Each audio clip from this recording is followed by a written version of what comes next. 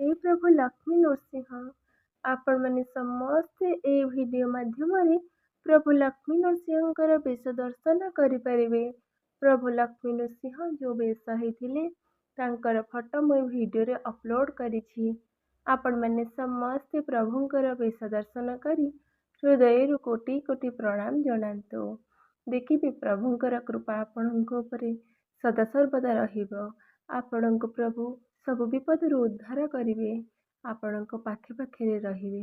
ପ୍ରଭୁଙ୍କର ନାମ ସ୍ମରଣ କରି ନିଜର କର୍ମ ପଥରେ ଆଗେଇ ଚାଲନ୍ତୁ। ପ୍ରଭୁ ସବୁ ଠିକ୍ କରିଦେବେ।